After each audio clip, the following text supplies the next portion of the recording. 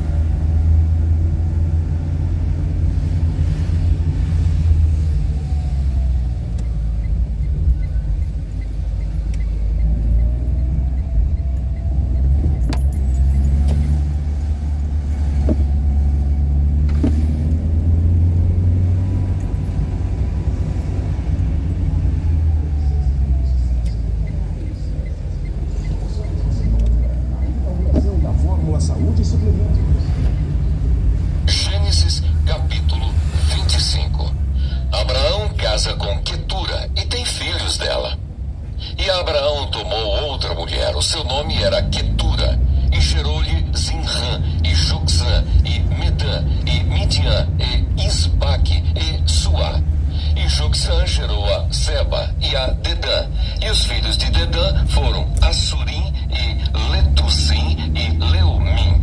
E os filhos de Midian foram Efá, e Éfer, e Enoque, e Abida, e Elda. Esses todos foram filhos de Quetura. Porém, Abraão deu tudo o que tinha a Isaque. Mas aos filhos das concubinas que Abraão tinha, deu Abraão presentes. E vivendo ele ainda, despediu-os do seu filho Isaque ao oriente, para a terra oriental. Estes, pois, são os dias dos anos da vida de Abraão, que viveu 175 anos. Abraão morre. E Abraão expirou e morreu em boa velhice, velho e farto de dias, e foi congregado ao seu povo, e sepultaram-no Isaque e Ismael, seus filhos, na cova de Macpela, no campo de Efron, filho de Zoar, Eteu, que estava em frente de Manre, o campo que Abraão comprara aos filhos de Et. Ali está sepultado Abraão e Sara, sua mulher. E aconteceu depois da morte de Abraão que Deus abençoou a Isaque, seu filho, e habitava Isaque junto ao poço Laai-Roi. Os descendentes de Ismael. Estas, porém, são as gerações de Ismael, filho de Abraão, que a serva de Sara, Agar, egípcia, deu a Abraão. E estes são os nomes dos filhos de Ismael pelos seus nomes, segundo as suas gerações. O primogênito de Ismael era Nebaiote, depois Quedar, e Abdeel, e Mibsão, e Misma, e Dumá, e Massá, e Haddad, e Temá, e Getur, e Nafis, e Quedemá. Estes são os filhos de Ismael, e estes são os seus nomes, pelas suas vilas e pelos seus castelos, 12 príncipes, segundo as suas famílias. E estes são os anos da vida de Ismael, que viveu 137 anos. E ele expirou e morreu, e foi congregado ao seu povo. E habitaram desde Avilá até Sur, que está em frente do Egito, indo para Assur. E Ismael fez o seu assento diante da face de todos os seus irmãos, os descendentes de Isaque. E estas são as gerações de Isaque, filho de Abraão. Abraão gerou a Isaque, e era Isaque da idade de 40 anos, quando tomou a Rebeca, filha de Betuel, arameu, de Padã-Arã, irmã de Labão, arameu, por sua mulher. E Isaque orou instantemente ao Senhor por sua mulher, porquanto era estéril. E o Senhor ouviu as suas orações, e Rebeca, sua mulher, concebeu. E os filhos lutavam dentro dela. Então disse: se assim é, porque sou eu assim? E foi-se a perguntar ao Senhor. E o Senhor lhe disse: 2 nações há no teu ventre, e 2 povos se dividirão das tuas entranhas. Um povo será mais forte do que o outro povo, e o maior servirá ao menor. O nascimento de Esaú e Jacó. E cumprindo-se os seus dias para dar à luz, eis gêmeos no seu ventre. E saiu o primeiro, ruivo e todo como uma veste cabeluda. Por isso chamaram o seu nome Esaú. E depois saiu o seu irmão, agarrado sua mão ao calcanhar de Esaú. Por isso se chamou o seu nome Jacó. E era Isaque da idade de 60 anos quando os gerou. E cresceram os meninos, e Esaú foi varão perito na caça, varão do campo. Mas Jacó era varão simples, habitando em tendas. E amava Isaque a Esaú, porque a caça era de seu gosto. Mas Rebeca amava a Jacó. E Jacó cozera um guisado, e veio Esaú do campo, e estava ele cansado. E disse Esaú a Jacó: deixa-me, peço-te, comer desse guisado vermelho, porque estou cansado. Por isso se chamou o seu nome Edom. Então disse Jacó: vende-me hoje a tua primogenitura. E disse Esaú: eis que estou a ponto de morrer, e para que me servirá logo a primogenitura? Então disse Jacó: jura-me hoje. E jurou-lhe, e vendeu a sua primogenitura a Jacó. E Jacó deu pão a Esaú e o guisado das lentilhas. E ele comeu, e bebeu, e levantou-se, e foi-se. Assim desprezou Esaú a sua primogenitura. Gênesis capítulo 26. Isaque vai a Gerar por causa da fome. E havia fome na terra, além da primeira fome, que foi nos dias de Abraão. Por isso foi-se Isaque a Abimeleque, rei dos filisteus, em Gerar. E apareceu-lhe o Senhor e disse: não desças ao Egito, habita na terra que eu te disser. Peregrina nesta terra, e serei contigo e te abençoarei, porque a ti e à tua semente darei todas estas terras, e confirmarei o juramento que tenho jurado a Abraão teu pai. E multiplicarei a tua semente como as estrelas dos céus, e darei à tua semente todas estas terras. E em tua semente serão benditas todas as nações da terra, porquanto Abraão obedeceu a minha voz e guardou o meu mandado, os meus preceitos, os meus estatutos e as minhas leis. Assim habitou Isaque em Gerar. E perguntando-lhe os varões daquele lugar acerca de sua mulher, disse: é minha irmã, porque temia dizer: é minha mulher, para que, porventura, dizia ele, me não matem os varões daquele lugar por amor de Rebeca, porque era formosa à vista. E aconteceu que, como ele esteve ali muito tempo, Abimeleque, rei dos filisteus, olhou por uma janela e viu, e eis que Isaque estava brincando com Rebeca, sua mulher. Então chamou Abimeleque a Isaque e disse: eis que, na verdade, é tua mulher. Como, pois, dissesse: é minha irmã?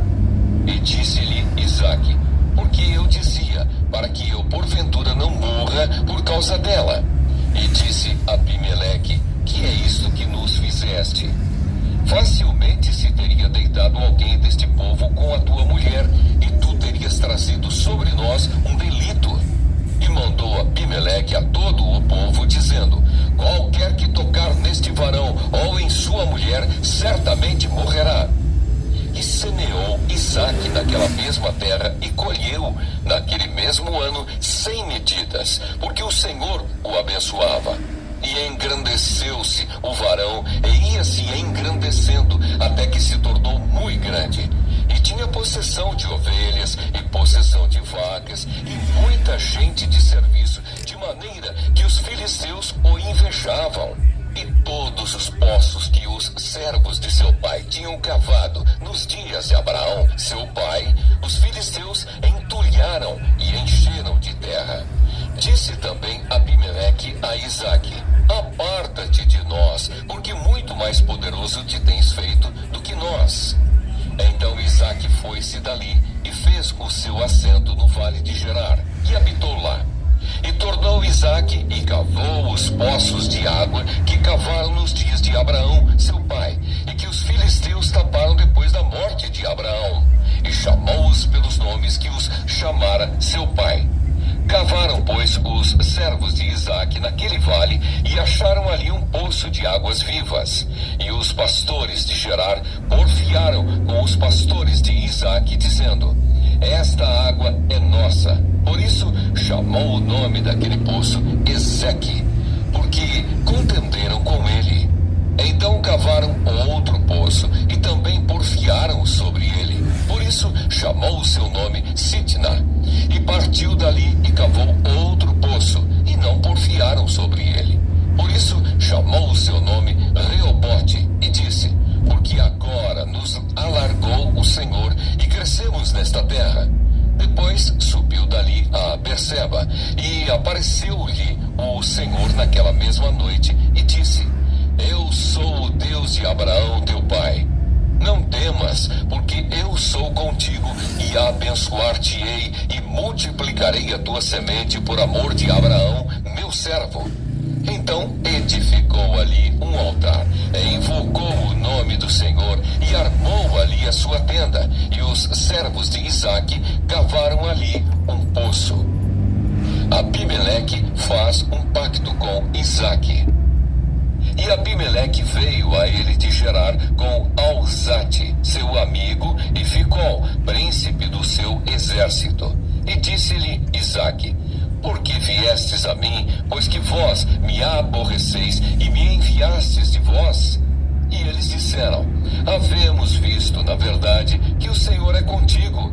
Pelo que dissemos: haja agora juramento entre nós e ti, e façamos concerto contigo, que nos não faças mal, como nós te não temos tocado, e como te fizemos somente bem e te deixamos ir em paz.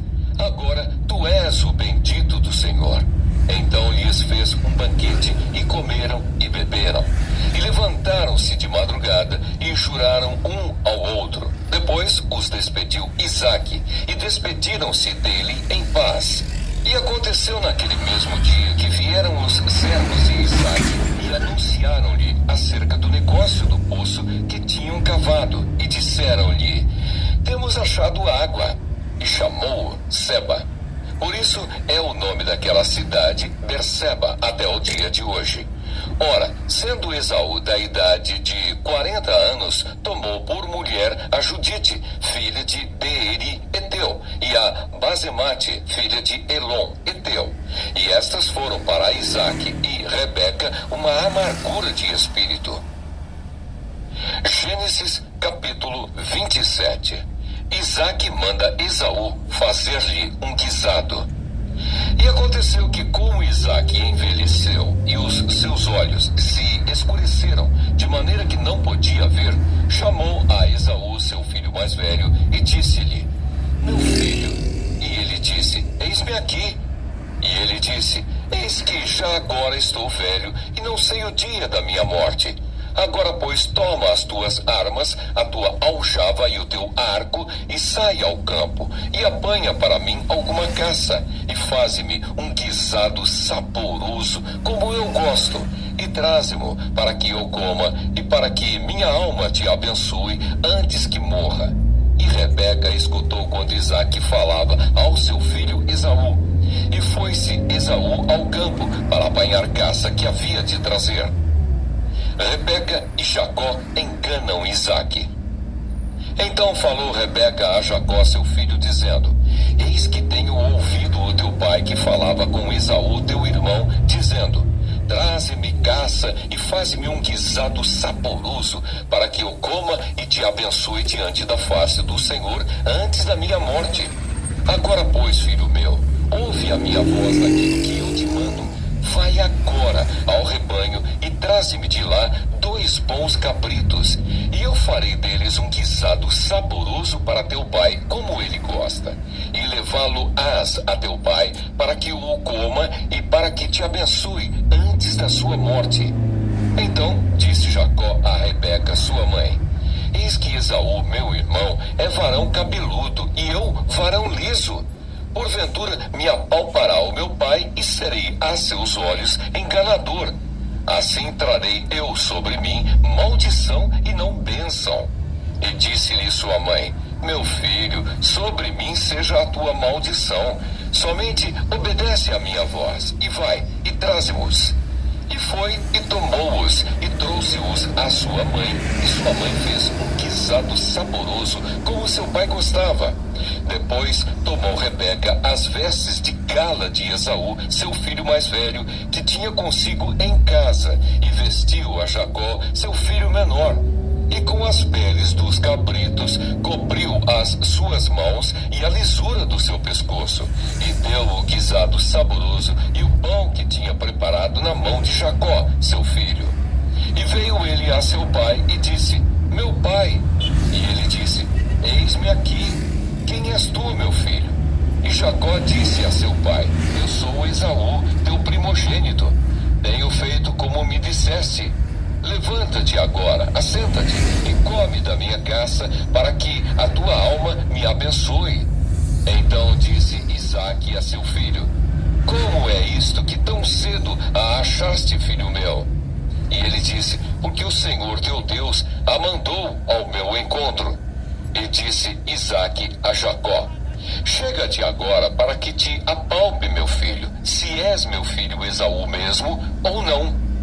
Então se chegou Jacó a Isaque, seu pai, que o apalpou e disse: a voz é a voz de Jacó, porém as mãos são as mãos de Esaú.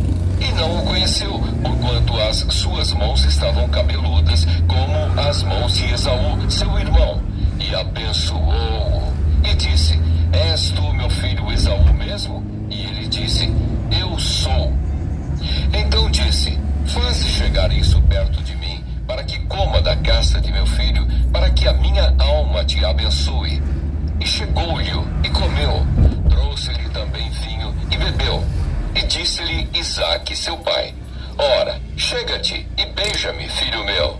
E chegou-se e beijou-o. Então cheirou o cheiro das suas vestes e abençoou-o e disse: eis que o cheiro do meu filho é como o cheiro do campo, que o Senhor abençoou. Assim, pois, te dê Deus do orvalho dos céus e das gorduras da terra e abundância de trigo e de mosto. Sirvam-te povos e nações se curvem a ti. Sê senhor de teus irmãos, e os filhos da tua mãe se encurvem a ti. Malditos sejam os que te amaldiçoarem, e benditos sejam os que te abençoarem. Esaú traz ao seu pai o guisado e descobre que Jacó já tomou a bênção.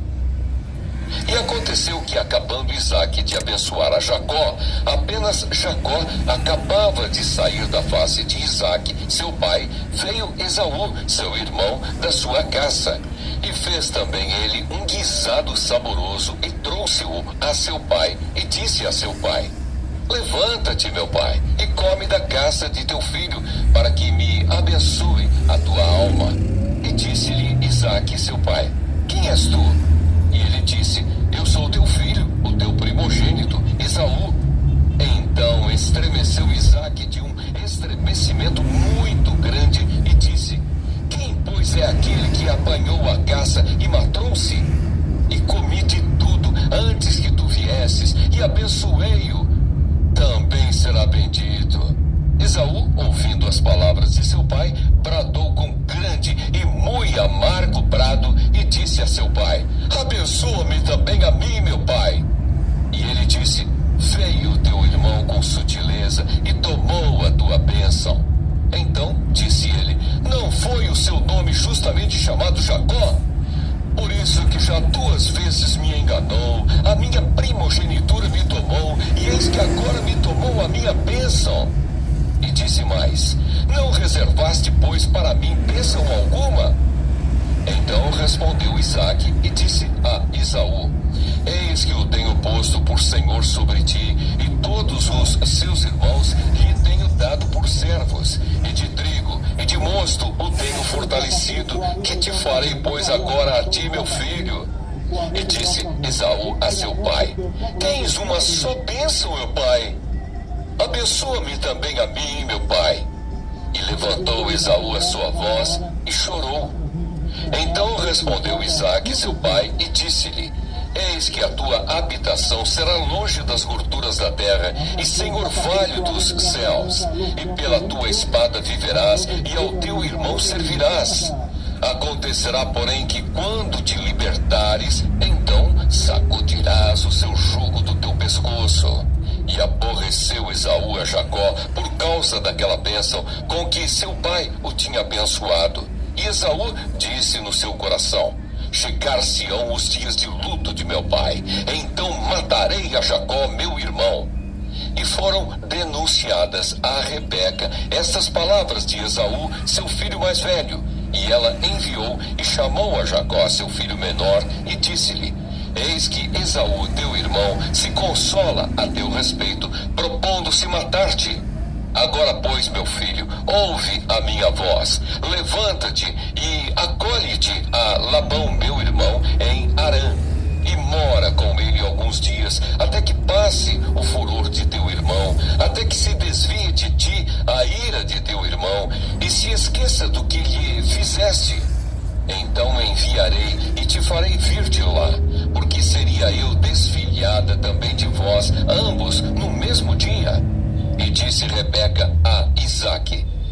fadada estou da minha vida por causa das filhas de Et. Se Jacó tomar mulher das filhas de Et, como estas são das filhas desta terra, para que me será a vida? Gênesis capítulo 28. Isaque manda Jacó a Padã-Arã. E Isaque chamou a Jacó e abençoou-o e ordenou-lhe e disse-lhe: não tomes mulher de entre as filhas de Canaã. Levanta-te, vai a Padã-Arã, a casa de Betuel, pai de tua mãe, e toma de lá uma mulher das filhas de Labão, irmão de tua mãe. E Deus Todo-Poderoso te abençoe, e te faça frutificar, e te multiplique, para que sejas uma multidão de povos, e te dê a bênção de Abraão a ti e a tua semente contigo, para que em herança possuas a terra de tuas peregrinações, que Deus deu a Abraão. Assim enviou Isaque a Jacó, o qual se foi a Padã-Arã a Labão, filho de Betuel, arameu, irmão de Rebeca, mãe de Jacó e de Esaú.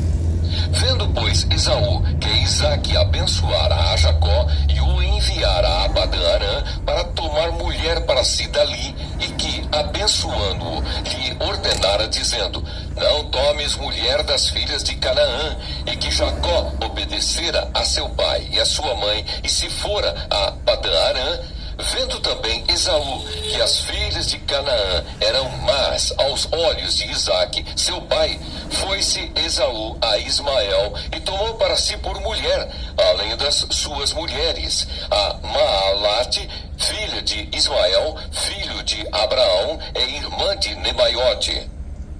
A visão da escada de Jacó. Partiu, pois, Jacó de Berseba e foi-se a Harã. E chegou a um lugar onde passou a noite, porque já o sol era posto.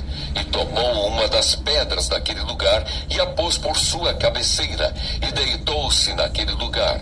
E sonhou, e eis era posta na terra uma escada, cujo topo tocava nos céus. E eis que os anjos de Deus subiam e desciam por ela. E eis que o Senhor estava em cima dela e disse: eu sou o Senhor, o Deus de Abraão, teu pai, e o Deus de Isaque. Esta terra em que estás deitado, te darei a ti e a tua semente. E a tua semente será como o pó da terra, e estender-se-á ao ocidente e ao oriente, e ao norte e ao sul. E em ti e na tua semente serão benditas todas as famílias da terra. E eis que estou contigo, e te guardarei por onde quer que fores, e te farei tornar a esta terra, porque te não deixarei até que te haja feito o que te tenho dito. Acordado, pois, Jacó do seu sono, disse: na verdade o Senhor está neste lugar, e eu não o sabia. E temeu e disse: quão terrível é este lugar! Este não é outro lugar, senão a casa de Deus, e esta é a porta dos céus. A coluna de Betel. Então levantou-se Jacó pela manhã, de madrugada, e tomou a pedra que tinha posto por sua cabeceira, e a pôs por coluna, e derramou azeite em cima dela, e chamou o nome daquele lugar Betel. O nome, porém, daquela cidade antes era Luz. E Jacó fez um voto, dizendo: se Deus for comigo e me guardar nesta viagem que faço, e me der pão para comer e vestes para vestir, e eu em paz tornar a casa de meu pai, o Senhor será o meu Deus. E esta pedra que tenho posto por coluna será casa de Deus. E de tudo quanto me deres, certamente te darei o dízimo. Gênesis capítulo 29. Jacó chega ao poço de Harã. Então pôs-se Jacó a pé e foi-se à terra dos filhos do Oriente. E olhou, e eis um poço no campo, e eis 3 rebanhos de ovelhas que estavam deitados junto a ele, porque daquele poço davam de beber aos rebanhos, e havia uma grande pedra sobre a boca do poço. E ajuntavam ali todos os rebanhos, e removiam a pedra de sobre a boca do poço, e davam de beber às ovelhas, e tornavam a pôr a pedra sobre a boca do poço, no seu lugar. E disse-lhes Jacó: meus irmãos, de onde sois? E disseram: somos de Harã. E ele lhes disse: conheceis a Labão, filho de Naor? E disseram: conhecemos. Disse-lhes mais: está ele bem? E disseram: está bem. E eis aqui Raquel, sua filha, que vem com as ovelhas. E ele disse: eis que ainda é muito dia, não é tempo de ajuntar o gado. Dai de beber às ovelhas e ide e apacentai-as. E disseram: não podemos, até que todos os rebanhos se ajuntem e removam a pedra de sobre a boca do poço, para que demos de beber às ovelhas. Jacó encontra Raquel. Estando ele ainda falando com eles, veio Raquel com as ovelhas de seu pai, porque ela era pastora. E aconteceu que, vendo Jacó a Raquel, filha de Labão, irmão de sua mãe, e as ovelhas de Labão, irmão de sua mãe, chegou Jacó e revolveu a pedra de sobre a boca do poço, e deu de beber às ovelhas de Labão, irmão de sua mãe. E Jacó beijou a Raquel, e levantou a sua voz, e chorou. E Jacó anunciou a Raquel que era irmão de seu pai, e que era filho de Rebeca. Então ela correu e o anunciou a seu pai. E aconteceu que, ouvindo Labão as novas de Jacó, filho de sua irmã, correu-lhe ao encontro e abraçou-o, e beijou-o, e levou-o à sua casa. E contou ele a Labão todas estas coisas. Então Labão disse-lhe: verdadeiramente és tu o meu osso e a minha carne. E ficou com ele um mês inteiro. Depois disse Labão a Jacó: porque tu és meu irmão, hás de servir-me de graça? Declara-me qual será o teu salário. E Labão tinha duas filhas. O nome da mais velha era Leia, e o nome da menor, Raquel. Leia, porém, tinha olhos tenros, mas Raquel era de formoso semblante e formosa à vista. E Jacó amava a Raquel e disse: 7 anos te servirei por Raquel, tua filha menor. Então disse Labão: melhor é que eu te dê do que a dê a outro varão. Fica comigo. Assim serviu Jacó 7 anos por Raquel, e foram aos seus olhos como poucos dias, pelo muito que a amava. Labão engana a Jacó. E disse Jacó a Labão: dá-me minha mulher, porque meus dias são cumpridos, para que eu entre a ela. Então ajuntou Labão todos os varões daquele lugar e fez um banquete. E aconteceu à tarde que tomou Leia, sua filha, e trouxe-lhe-a. E entrou a ela. E Labão deu sua serva Zilpa por serva a Leia, sua filha. E aconteceu pela manhã ver que era Leia. Pelo que disse a Labão: por que fizeste isso? Não te tenho servido por Raquel, porque pois me enganaste? E disse Labão: não se faz assim no nosso lugar, que a menor se dê antes da primogênita. Cumpre a semana desta, então te daremos também a outra, pelo serviço que ainda outros 7 anos servires comigo. Jacó casa com Raquel. E Jacó fez assim e cumpriu a semana desta. Então lhe deu por mulher Raquel, sua filha. E Labão deu sua serva Bila por serva a Raquel, sua filha. E entrou também a Raquel e amou também a Raquel mais do que a Leia, e serviu com ele ainda outros 7 anos. Vendo, pois, o Senhor que Leia era aborrecida, abriu a sua madre, porém Raquel era estéril. O nascimento a Jacó de 12 filhos e uma filha. E concebeu Leia e teve um filho, e chamou o seu nome Ruben, dizendo: porque o Senhor atendeu a minha aflição, por isso agora me amará o meu marido. E concebeu outra vez e teve um filho, dizendo: porquanto o Senhor ouviu que eu era aborrecida, me deu também este, e chamou o seu nome Simeão. E concebeu outra vez e teve um filho, dizendo: agora esta vez se ajuntará meu marido comigo, porque 3 filhos lhe tenho dado. Por isso chamou o seu nome Levi. E concebeu outra vez e teve um filho, dizendo: esta vez louvarei ao Senhor.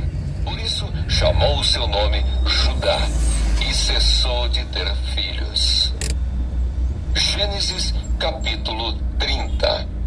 Vendo, pois, Raquel que não dava filhos a Jacó, teve Raquel inveja de sua irmã e disse a Jacó: dá-me filhos, senão morro. Então se acendeu a ira de Jacó contra Raquel e disse: estou eu no lugar de Deus que te impediu o fruto de teu ventre? E ela disse: eis aqui minha serva Bila. Entra a ela para que tenha filhos sobre os meus joelhos, e eu assim receba filhos por ela. Assim lhe deu a Bila sua serva por mulher, e Jacó entrou a ela. E concebeu Bila e deu a Jacó um filho. Então disse Raquel: julgou-me Deus, e também ouviu a minha voz, e me deu um filho. Por isso chamou o seu nome Dan. E Bila, serva de Raquel, concebeu outra vez, e deu a Jacó o segundo filho. Então disse Raquel: com lutas de Deus tenho lutado com minha irmã, e também venci. E chamou o seu nome Naftali. Vendo, pois, Leia, que cessava de gerar, tomou também a Zilpa, sua serva, e deu-a a Jacó por mulher. E deu Zilpa, serva de Leia, um filho a Jacó. Então disse Leia: vem uma turba. E chamou o seu nome de Gade. Depois deu Zilpa, serva de Leia, um segundo filho a Jacó. Então disse Leia: para minha ventura, porque as filhas me terão por bem-aventurada. E chamou o seu nome Aser. E foi Ruben nos dias da cega do trigo, e achou mandrágoras no campo, e trouxe-as a Leia, sua mãe. Então disse Raquel a Leia: ora, dá-me das mandrágoras do teu filho. E ela lhe disse: é já pouco que hajas tomado o meu marido? Tomarás também as mandrágoras do meu filho? Então disse Raquel: por isso se deitará contigo esta noite pelas mandrágoras de teu filho. Vindo, pois, Jacó à tarde do campo, saiu-lhe Leia ao encontro e disse: a mim entrarás, porque certamente te aluguei com as mandrágoras do meu filho. E deitou-se com ela aquela noite. E ouviu Deus a Leia, e concebeu e teve um quinto filho. Então disse Leia: Deus me tem dado o meu galardão, pois tenho dado minha serva ao meu marido. E chamou o seu nome Issacar. E Leia concebeu outra vez, e deu a Jacó um sexto filho. E disse Leia: Deus me deu a mim uma boa dádiva. Desta vez morará o meu marido comigo, porque lhe tenho dado 6 filhos. E chamou o seu nome Zebulon. E depois teve uma filha, e chamou o seu nome Diná. E lembrou-se Deus de Raquel, e Deus a ouviu, e abriu a sua madre. E ela concebeu e teve um filho, e disse: tirou-me Deus a minha vergonha. E chamou o seu nome José, dizendo: o Senhor me acrescente outro filho. E aconteceu que quando Raquel teve a José, disse Jacó a Labão: deixa-me ir, que me vá ao meu lugar e à minha terra.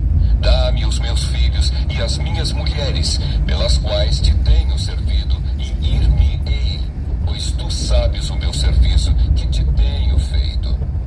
Labão faz um novo pacto com Jacó.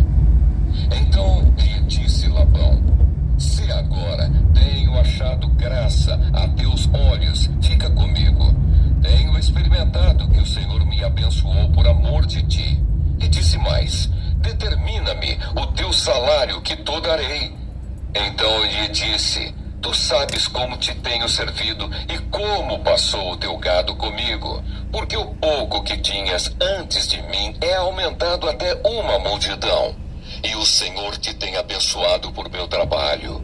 Agora, pois, quando hei de trabalhar também por minha casa? E disse ele: que te darei? Então disse Jacó: nada me darás. Tornarei a apacentar e a guardar o teu rebanho, se me fizeres isto. Passarei hoje por todo o teu rebanho, separando dele todos os salpicados e malhados, e todos os morenos entre os cordeiros, e o que que é malhado e salpicado entre as cabras, e isto será o meu salário. Assim testificará por mim a minha justiça no dia de amanhã, quando vieres e o meu salário estiver diante de tua face. Tudo o que não for salpicado e malhado entre as cabras e moreno entre os cordeiros, ser-me-á por furto. Então disse Labão: tomara que seja conforme a tua palavra. E separou naquele mesmo dia os bodes listrados e malhados, e todas as cabras salpicadas e malhadas, tudo em que havia brancura, e todo o moreno entre os cordeiros. E deu-os nas mãos dos seus filhos, e pôs 3 dias de caminho entre si e Jacó. E Jacó apacentava o resto dos rebanhos de Labão. A maneira como Jacó se pagou de Labão. Então tomou Jacó varas verdes de álamo, e de aveleira, e de castanheiro, e descascou nelas riscas brancas, descobrindo a brancura que nas varas havia, e pôs estas varas que tinha descascado em frente do rebanho, nos canos e nas pias de água, aonde o rebanho vinha a beber, e conceberam vindo a beber. E concebia o rebanho diante das varas, e as ovelhas davam crias listradas, e salpicadas, e malhadas. Então separou Jacó os cordeiros, e pôs as faces do rebanho para os listrados, e todo moreno entre o rebanho de Labão. E pôs o seu rebanho à parte, e não o pôs com o rebanho de Labão. E sucedia que cada vez que concebiam as ovelhas fortes, punha Jacó as varas diante dos olhos do rebanho nos canos, para que concebessem diante das varas. Mas quando enfraqueceu o rebanho, não as pôs. Assim as fracas eram de Labão, e as fortes de Jacó. E cresceu o varão em grande maneira, e teve muitos rebanhos, e servas, e servos, e camelos, e jumentos.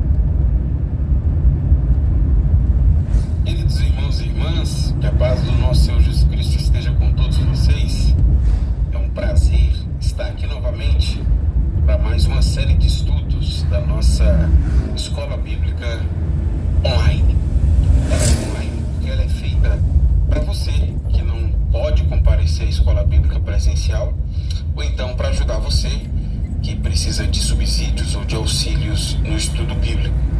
Mas para que essa lição, para que esses vídeos, melhor dizendo, possam ser melhor aproveitados por você, é muito importante você entender que o conteúdo mais importante de todos é aquele que está no texto bíblico.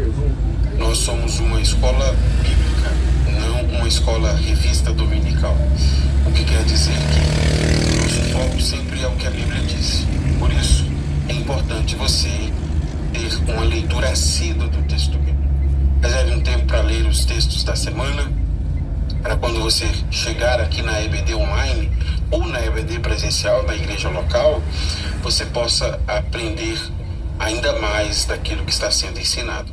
Além disso, é muito importante também que você reserve aí um tempo para seguir a estratégia de ensino que eu estou utilizando e utilizo durante todas as aulas. Se você é novo por aqui, seja bem-vindo, mas você que está sempre comigo, já sabe. Aqui na descrição do vídeo tem um cronograma da aula, a maneira como eu divido este conteúdo para facilitar o nosso aprendizado. Além do cronograma, tem também uma aula atividade, que é para você fazer depois de assistir a aula, que é para verificação do seu aprendizado. E por último, tem também um fórum, onde você pode colocar as suas dúvidas ou deixar algum comentário. Se quiser deixar aqui também na descrição do vídeo o seu comentário, será muito bom poder interagir com você. Aos estudantes que já estão comigo há algum tempo, eu sigo contando com as suas orações para que o nosso bondoso Deus me conceda graça para que eu consiga, mais uma vez, dedicar tempo e recursos para oferecer este conteúdo para vocês. Não deixe de orar por mim, pela minha família, pela saúde, para que, semana após semana, Deus nos permita estar aqui reunidos neste ambiente virtual de aprendizagem, para a gente olhar juntos o texto bíblico e pensar a maneira como a Bíblia nos desafia a um viver santo e piedoso. Tudo bem? Conto com as suas orações e principalmente com a sua dedicação aqui. Assiste a aula, siga todo o cronograma para que este conteúdo lhe seja muito útil.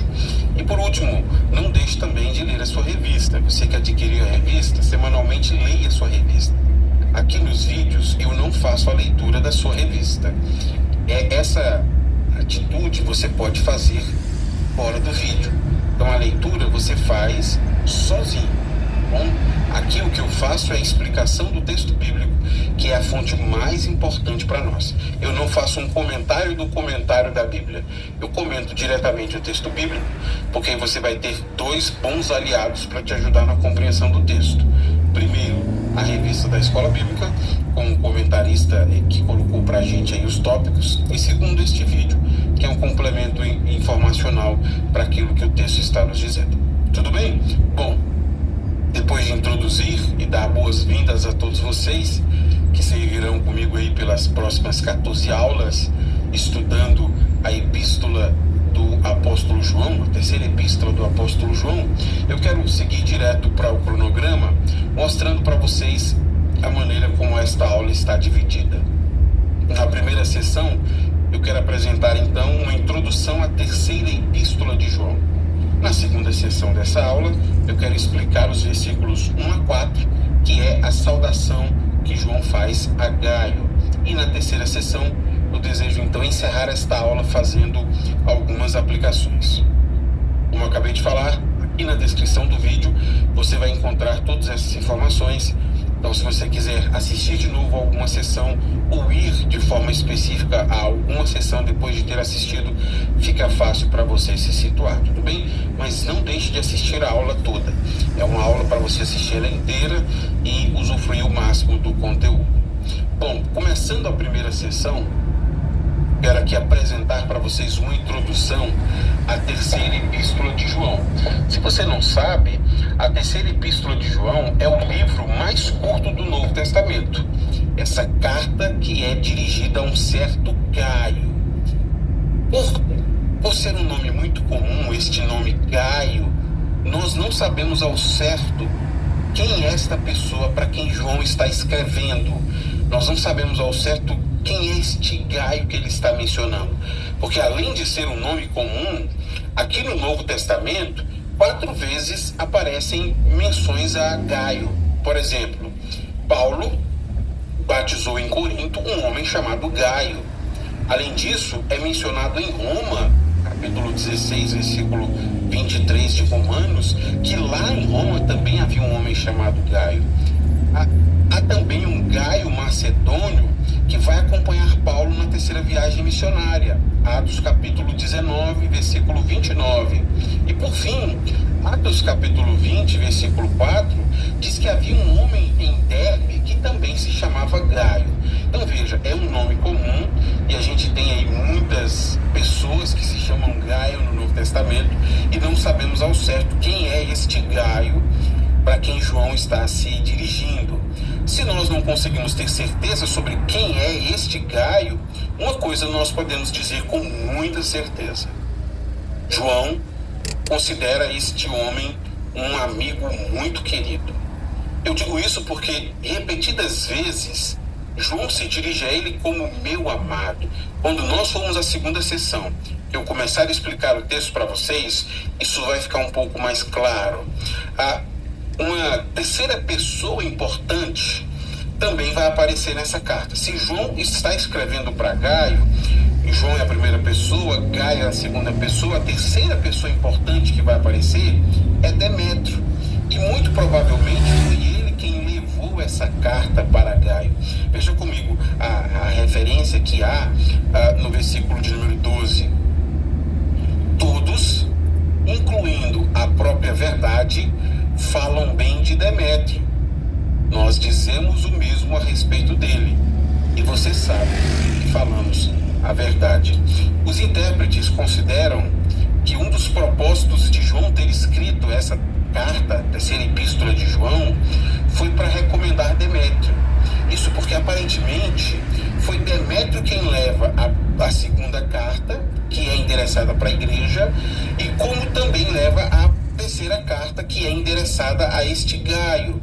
Como é dito aqui no texto que nós lemos, João vai escrever a uma senhora eleita, né? A gente percebe isso lá em 2 João capítulo 1, isso mesmo, 2 João capítulo 1, versículo 5.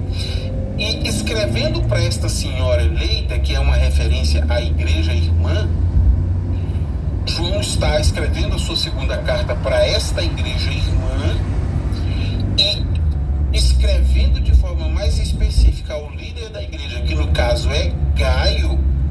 João faz uma recomendação de Demétrio.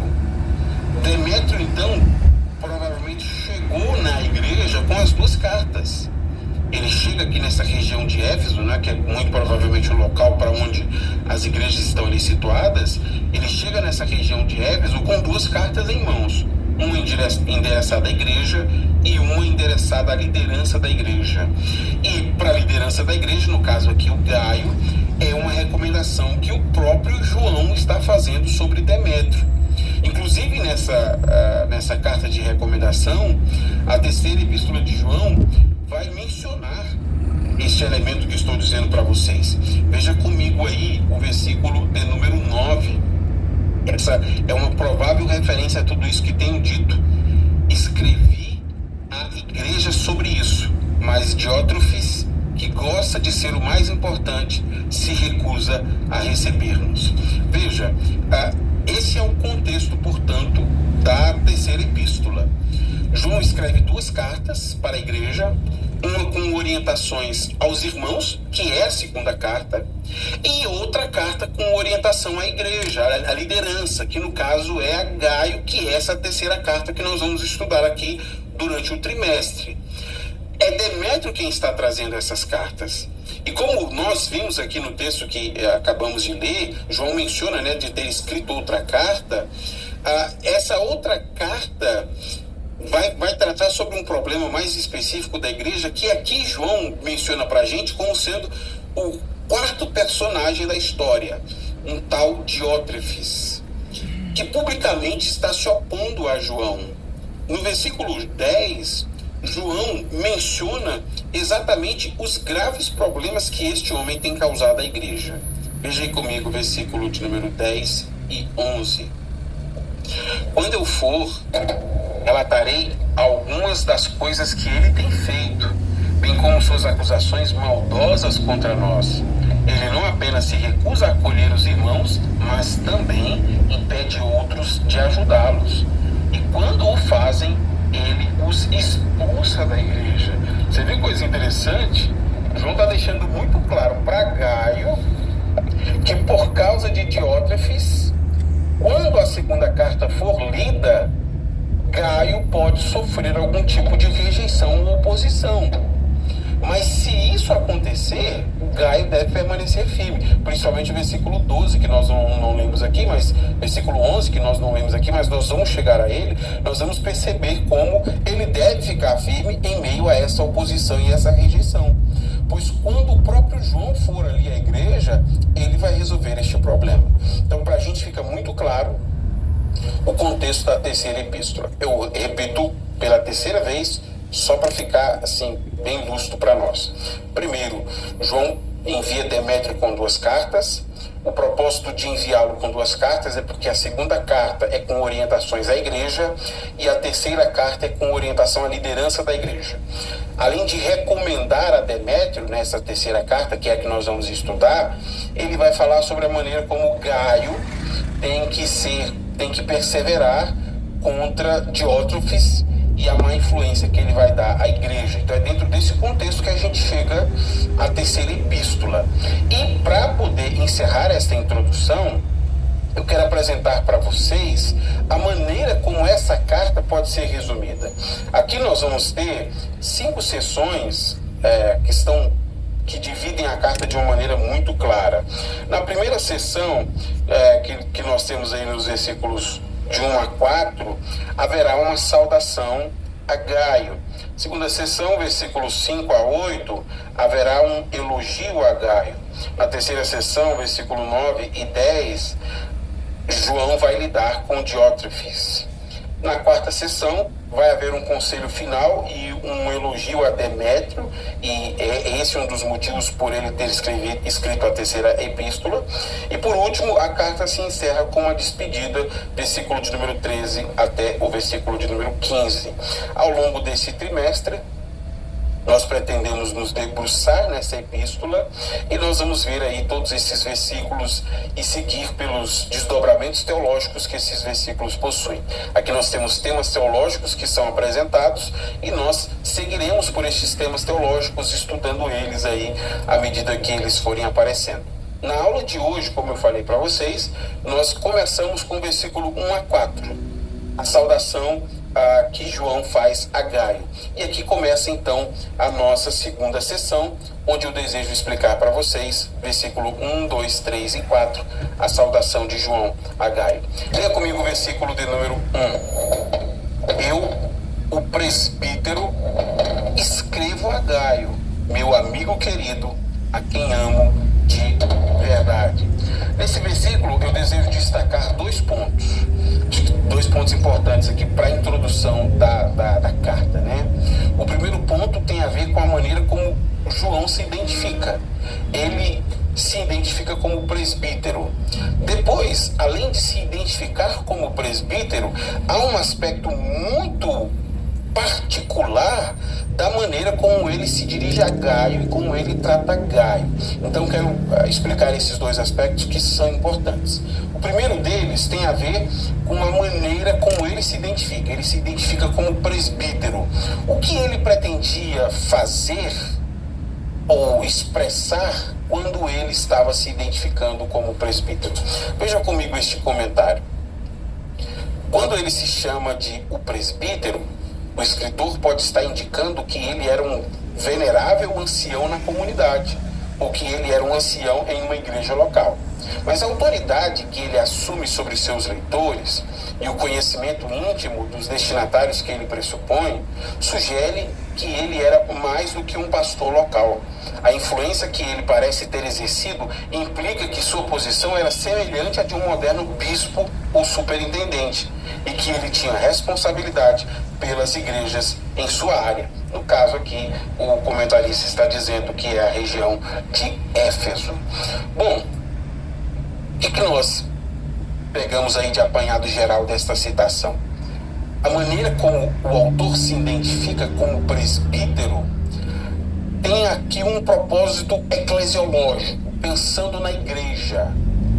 Como este é o líder religioso responsável por todas as congregações daquela região, e nós estamos falando de igrejas que se reúnem de casa em casa na região de Éfeso, como aqui o presbítero vai designar este líder religioso, esse supervisor de todas essas igrejas da região, esse supervisor pretende trazer uma instrução normativa para esta igreja. Mas no caso aqui da terceira epístola, e ele também se identifica como presbítero na segunda epístola, ou na segunda carta, né, como a gente costuma chamar também, de maneira mais específica, João, como supervisor dessas igrejas da região de Éfeso, vai se dirigir a Gaio, que é o líder local da igreja para quem ele está escrevendo, da congregação. Então veja que interessante. Ao se identificar como presbítero, ele se coloca como autoridade episcopal da região, um bispo ou um superintendente, que está dando para a igreja orientações, mas aqui de forma mais específica, a Gaio, que é responsável aí por uma congregação local, por um grupo de cristãos que se reúnem numa casa. Então é por isso que ele se dirige como presbítero e, de igual maneira, ele fará isso lá na segunda carta. Só que lá ele quer se colocar como autoridade para falar com todos os irmãos. Aqui ele se coloca como autoridade para falar com Gaio. E ao se dirigir a Gaio, ele usa duas expressões que são importantes aqui para a gente. Primeira expressão, meu amigo querido. Segunda expressão, a quem amo na verdade. A maneira como ele se identifica como presbítero tem um propósito eclesiológico importante. Mas essas duas expressões utilizadas por João revelam que, além do propósito eclesiológico, há um afeto muito grande entre ele e Gaio. Se levarmos em consideração o contexto que eu apresentei na primeira sessão, essa maneira de tratar Gaio possui aí um valor muito significativo na carta. Como eu expliquei lá na primeira sessão e li para vocês, João tem sido vítima de rejeição e oposição de Diótrefes. Mesmo assim, mesmo recebendo rejeição e oposição, ele consegue expressar o seu amor pelos irmãos daquela igreja. Mas como que isso é possível? Como é possível que uma pessoa que sofre com rejeição e oposição consiga tratar outros com gesto de amor? A resposta para isso está na primeira carta que João escreve. Lá ele nos dá a resposta para essa questão que é tão intrigante. Veja comigo o versículo de número 7, na primeira carta, capítulo 4. Amados, continuemos a amar uns aos outros, pois o amor vem de Deus. Quem ama é nascido de Deus e conhece a Deus. Quem não ama não conhece a Deus, porque Deus é amor. Como é possível uma pessoa que sofre com rejeição e oposição conseguir tratar outros com amor? A resposta de João aqui pra gente é muito clara. Somente a pessoa que nasceu de novo consegue amar como Deus amou. Isso porque o amor que João tem demonstrado é um amor que vem de Deus. O amor que João demonstra é uma expressão do amor que ele recebeu.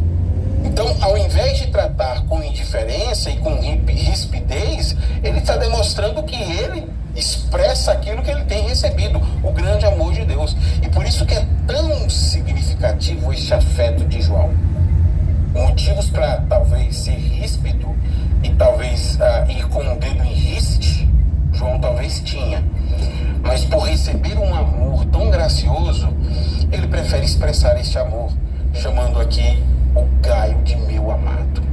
Depois de expressar este afeto, João fala de algo que geralmente aparece nas primeiras linhas quando nós estamos lendo uma carta. Isso que aparece aqui no versículo 2 e 3 é muito comum aparecer em todas as cartas antigas e também aparece na carta de João. Versículo 2 e 3. Amado, espero que você esteja bem e fisicamente tão sadio quanto é forte em espírito. Antes de ler o versículo de número 3, para complementar a informação, como naqueles dias havia uma expectativa de vida pequena, rogar para que uma pessoa tenha boa saúde era uma coisa muito comum nessas cartas. Então, quando você escrevia uma carta, era comum fazer isso com uma forma de expressar que você está desejando o bem-estar da pessoa. Na nossa cultura nós também temos isso, né? Quando alguém espirra, a gente diz saúde. O que significa dizer para uma pessoa saúde? É que nós estamos desejando para ela que ela alcance um bem-estar, que ela possa desfrutar de um bem-estar na sua saúde, não é isso? Pois é, o mundo antigo, como tem uma expectativa de vida muito baixa, era comum nas cartas helenistas aí de quem escreve no grego e do mundo grego, essas expressões de bem-estar, né? De desejar a pessoa que essa pessoa esteja bem, como uma forma formal de dizer que você se preocupa com ela e que você deseja que ela esteja bem de saúde. Ao fazer isso, então, há uma certa formalidade nas cartas. Mas quando João diz querer o bem de Gaio, há algo muito específico aqui que precisa da nossa atenção e aparece no versículo 3.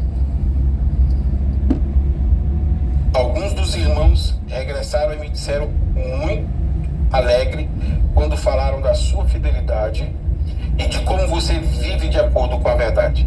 Qual é a qualidade de vida espiritual de Gaio? Tá muito boa, não tá? Pois sabe o quanto João quer que ele esteja bem fisicamente? Tão sadio quanto é forte em espírito. Olha que coisa peculiar que acontece aqui. O versículo 3, ele apresenta um parâmetro do quanto João espera que Gaio esteja bem. Os irmãos que encontraram João relataram para João sobre a boa qualidade da vida espiritual que Gaio vivia. Olha, ele é um cristão piedoso. João, portanto, deseja que, assim como ele demonstra estar bem espiritualmente, que ele também possa estar bem fisicamente. Essas palavras de João são, assim, muito significativas para nós. Porque João revela que não está fazendo apenas uma pergunta formal sobre o estado de saúde de Gaio. Eu digo isso porque a gente tem costume, né, de fazer essas perguntas. Geralmente pessoas de forma formal perguntam: como você está? Mas essa pergunta, como você está tudo bem com você, é uma pergunta meramente formal. De fato, algumas pessoas não têm nenhum interesse de ouvir como é que você está. Não, estou perguntando só por formalidade, eu não quero ouvir a sua resposta a essa pergunta. É formalidade. E tem pessoas que começam as frases assim: como é que tá? Tá tudo bem? Olha, deixa eu te falar uma coisa, quer dizer, não há muito interesse em saber como você está. Isso é apenas uma formalidade para demonstrar uma certa cordialidade. Então, geralmente quem trata essa pergunta com essa formalidade, né, não espera ouvir uma resposta. A pergunta aparece assim de forma muito espontânea e de forma muito formal. Mas no caso de João, como nós acabamos de ler, isso não é mera formalidade. Ele realmente está preocupado com Gaio. Por isso ele diz: Gaio, assim como você tem cuidado da sua vida espiritual, eu espero que você esteja cuidando da sua vida física. Que a sua saúde esteja tão revigorante quanto a sua fé. Olha que coisa maravilhosa. Me permita fazer aqui um comentário pessoal, antes de seguir com a explicação do texto. Eu não sei vocês, mas eu considero muito bom quando a gente encontra uma pessoa que realmente está preocupada com o nosso estado e com a nossa condição. Eu não me refiro a uma pessoa que está perguntando por mera formalidade: como é que está você? Está tudo bem? Eu me refiro a pessoas que, de fato, demonstram estar interessadas em nosso bem-estar. São pessoas que você responde uma coisa para elas e quando elas lhe revêem, elas perguntam: e aquilo que você me falou? Como você está? Como foi resolvido aquele problema?